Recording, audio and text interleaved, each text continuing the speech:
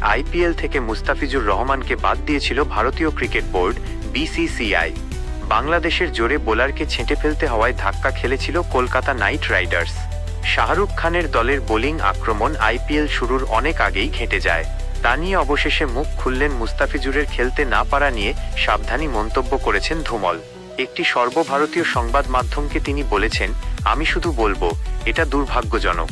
এর বাইরে আমার কিছু জানা নেই। মাঝে মাঝে কিছু ঘটনা এমনভাবে ঘটে যেগুলো দুর্ভাগ্যজনক।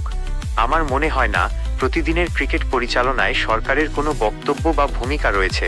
সরকার সার্বিকভাবে ক্রিকেটের সমর্থক। ধুমল আরও বলেছেন, কখনো কখনো আমাদের চারপাশে এমনকি আইপিএল চেয়ারম্যান অরুণ ধুমল মুস্তাফিজুরকে আইপিএল থেকে বাদ দেওয়ার প্রভাব পড়েছিল টি-20 বিশ্বকাপেও। ভারতের মাটিতে খেলতে রাজি হয়নি বাংলাদেশ। ওই ঘটনার পর ভারতের মাটিতে লিটন দাসদের নিরাপত্তা নিয়ে আশঙ্কা প্রকাশ করে বাংলাদেশের